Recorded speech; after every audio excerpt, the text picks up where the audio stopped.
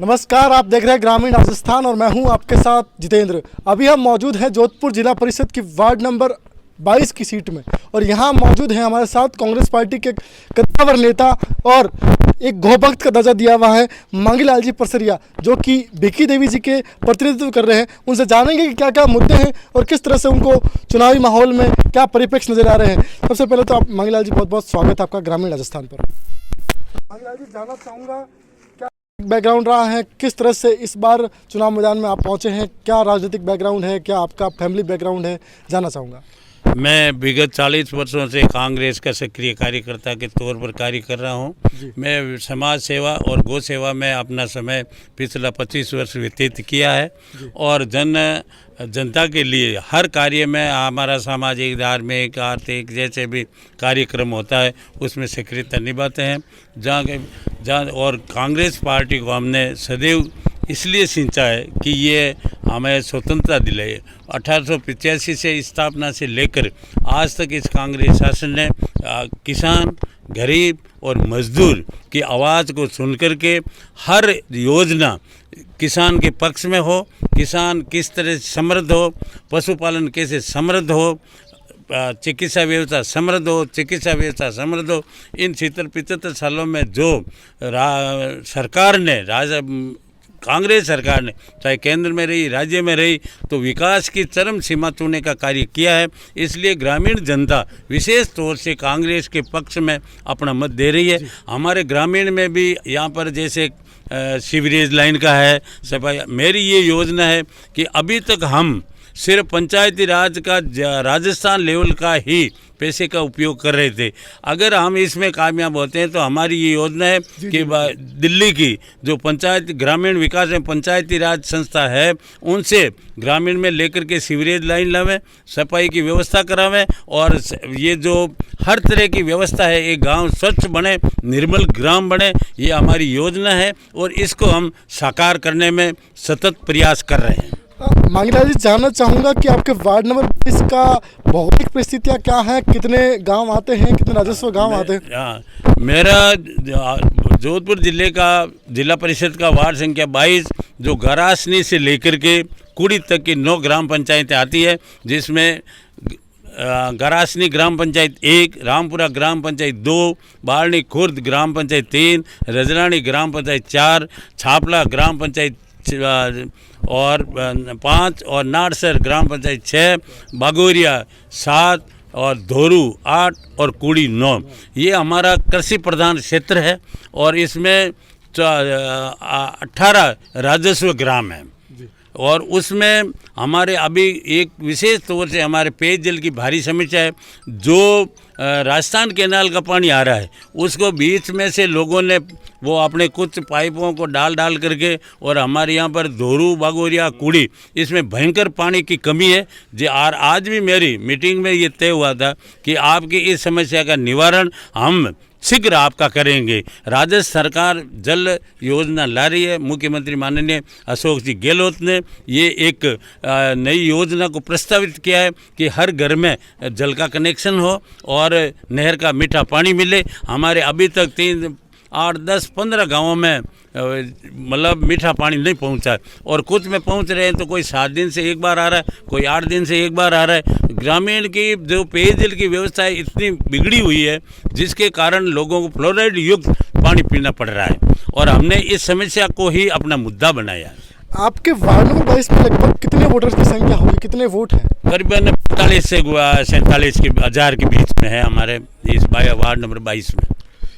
अमूमन होता है कि 45 से 47 हज़ार बड़ी संख्या में आपके वोटर्स हैं और सभी वोटर्स की अपनी अपनी निजी राय होती हैं। तो आपको जब कैंपेनिंग के दौरान क्या नज़र आया, लोगों का क्या मानस है इस बार? इस बार लोगों का विशेष तौर से कांग्रेस पार्टी के प्रति रुझान बढ़ा है कि हमारी हर समस्या का समाधान सिर्फ और सिर्फ कांग्रेस सरकार ही कर रही है और इसलिए कांग्रेस पार्टी के प्रति हर आम आदमी का झुकाव है कि किसान और गरीब और मजदूर की हितैषी हमारे मतलब कार्यकर्ताओं में बड़ा जोश है और प्रतिनिधि में भी जोश है और हम सिर्फ अपने काम का मुद्दा लेकर के इस ग्राउंड में उतरे हैं। मांगीलाल जी, जानना चाहूँगा कि अगर आप चुनाव जीत तो सबसे पहला मुद्दा क्या रहेगा? सबसे अमूमन जो कैंपेनिंग दौरान सबसे बड़ा मुद्दा आपके सामने आया और उस मुद्दे को आप सबसे पहला सॉल्व करना चाहेंगे, कौन सा? मेरा सबसे पहला मुद्दा है पेयजल, मीठा पानी, पेयजल की समस्या बहुत ज़्यादा है। और अगर हम जीत जाते हैं हमारी पार्टी के द्वारा, हमारी सरकार के द्वारा, हमारी पहली मांग होगी कि हमारी इस 22 नंबर के वार्ड में हर व्यक्ति को मीठा पानी रोजाना मिले। ये मेरी प्रथम प्रस्तावना। मांगीलाल जी, क्या पार्टी कयास लगा रही है? क्या कार्यकर्ताओं का स्नेह मिल रहा है? किस तरह से क्या परिप्रेक्ष्य हो रहे हैं? क्या आप अपनी धर्मपत्नी को जिला प्रमुख के रूप में देखने की उम्मीद लगा के बैठे हैं? ऐसा है कि ये हम पहले नहीं कि ये पार्टी है, पार्टी जीते हुए को प्रतिनिधित्व सौंपती है। हम ये नहीं कह सकते, हम तो ये कहते हैं कि हमारी पार्टी के जैसे 37 है, उसमें से कांग्रेस पार्टी एक ऐसी पार्टी जिसका एक निर्विरोध जिला परिषद मेंबर आ चुका है। और तो हम चाहते हैं कि प्रमुख हमारा बनेगा। और डंके की चोट कहते हैं कि जोधपुर जिले के सभी प्रधान और प्रमुख हमारे सरकार मतलब हमारे कांग्रेस पार्टी का बनेगा। आप अपनी पत्नी और अपनी ओर से समस्त जो 45,000 जनसंख्या है, आपके वोटर्स हैं, उनसे और अपने जो 9 पंचायतें हैं, उनसे क्या अपील करना चाहेंगे चुनाव के माध्यम से? मैं ये अपील करना चाहूँगा कि आप कांग्रेस पार्टी के जो विकास की समृद्धि के लिए और अपने गांव की विकास के लिए, गांव की स्वच्छता के लिए और अपने जो ये किसी भी प्रकार की किसी भी भाई के चिकित्सा संबंधी, कोई बीमारी संबंधी किसी तरह का भी रोकथाम हो, हम ये चाहते हैं कि मेरा ग्रामीण निरोग हो और स्वच्छता हो, मीठे पानी की योजनाएं हो। इस तरह से ये हमारी प्लान होगी तो हमारे कार्यकर्ताओं में, हमारे वोटर्स में उसके प्रति रुझान होगा। मेरी ये कल्पना है, सोच है, मेरी प्रस्तावना है, मेरी योजनाएं हैं, प्रोजेक्ट है कि मैं मेरे क्षेत्र को एक नया आयाम दूं और जो कार्य जो अभी तक कई से मतलब पिछड़े हुए हैं ग्रामीण क्षेत्र में, उन कार्यों को उनको ऊपर उठा करके और आम जनता की सुविधा के लिए करें। अब भारत सरकार ने डीजल और पेट्रोल 100 रुपये 110 कर दिए। हमारा ये प्रयास रहेगा कि हम इसे संघर्ष करेंगे। आज किसान ट्रैक्टर चलाता है, उसके पास में डीजल नहीं मिलता है और उसकी स्थिति ऐसी नहीं है और ये भारत सरकार कोई चिंता नहीं करती है। किसानों के खिलाफ में 3 बिल ले आए जिसके हमारी सरकार विरोध करे और हम करेंगे, पुरजोर करेंगे और इसको वापस लिरा करके ही रहेंगे। ऐसी हमारी योजना है कि किसान समृद्ध हो, किसान अपना माल अपनी मंडी में बेचे। जो भारत सरकार ने मंडियों को बंद करने की एक जो योजना बना रखी है और बड़े बड़े घरानों को ये लाभ पहुंचाने का जो उद्देश्य है वो बना रखा है, उसका जानना चाहूँगा कि काफ़ी आपके बड़े बड़े होल्डिंग्स हैं, बड़े बड़े पोस्टर हैं, उन सब में देखा हूँ कि आपको एक गोभक्त का दर्जा मिला हुआ है। वो किस कारण से आपको एक गोभक्त का दर्जा मिला? ऐसा है कि मैं राजस्थान राज्य पथ परिवहन निगम में डिपो मैनेजर से 2006 में रिटायर्ड हुआ। उससे पूर्व मैंने 1998-99 में मेरे गांव में सबसे पहले ये 200 गायों से एक गौशाला की स्थापना की और उस समय से ही मैं ये गाय की दुर्दशा देख करके गौ माता दर दर भटक रही थी और कत्ल खाने जा रही थी। मेरे मन में दया के भाव आए। मैंने कहा क्यों नहीं अपना जो सही समय है गौ माता की सेवा में मैं अर्पित करूं। ये उद्देश्य बना करके मैंने मेरे जोधपुर जिला ही नहीं, नागौर जिले में और बीकानेर में, जोधपुर जोन में जितने भी मतलब डिस्ट्रिक्ट है उनमें हर गांव में घूम करके और गांव वालों को मोटिवेट करके और हर गांव में मैंने गौशाला की स्थापना करी।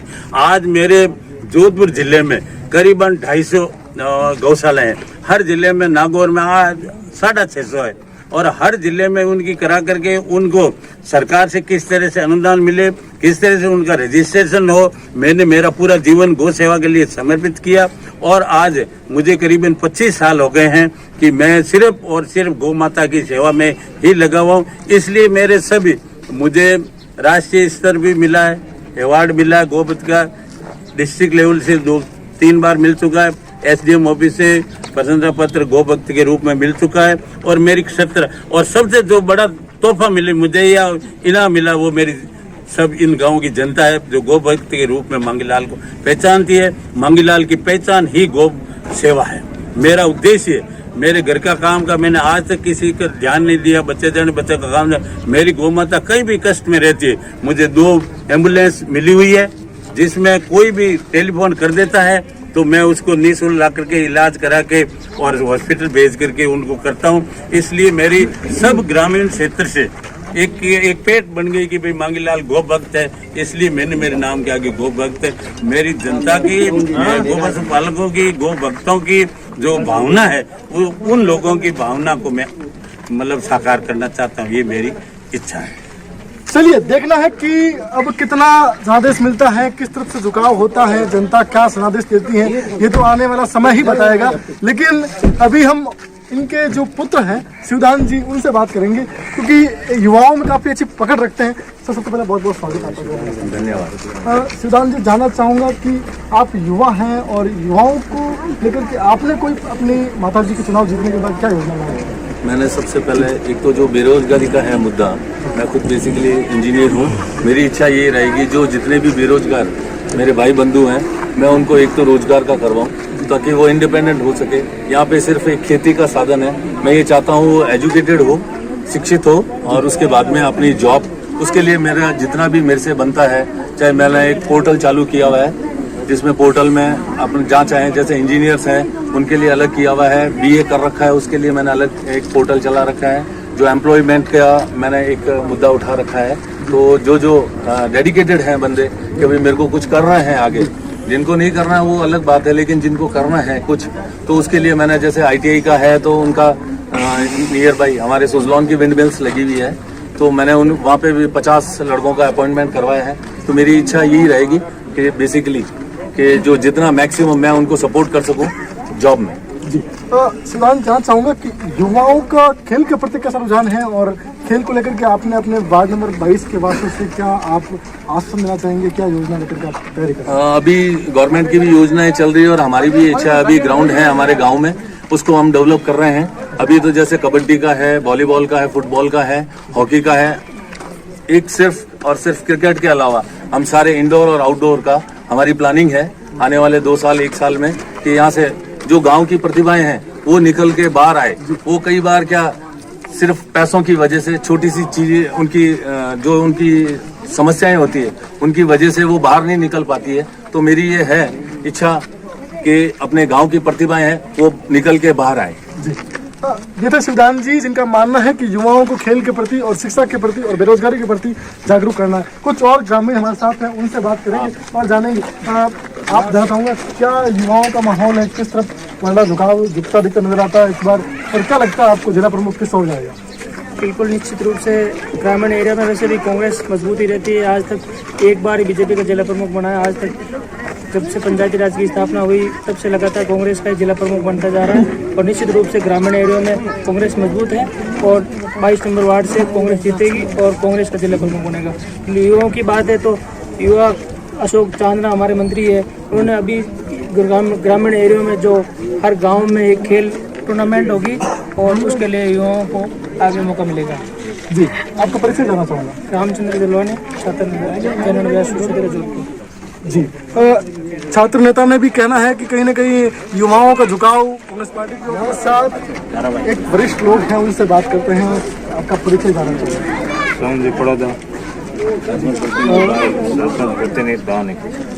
सरपंच प्रतिनिधि हैं आप, कैसा माहौल है गांव का, क्या परिपेक्ष नजर आ रहे हैं इस बार? गौ भगत है, बहुत बढ़िया आदमी, बढ़िया काम करेगा। गौ हैं। अच्छा, तो लगता है कि इस बार माननीय जी परिषद की धर्म प्रतिनिधि इस बार कितने वोटों से विजय होगा, जरूर होगा सब साथ। कहना है कि विजय होना तो निश्चित है, लेकिन देखना है कि कितने वोट मिलेंगे, ये आने वाला समय ही बताएगा। अभी के लिए बस इतना ही।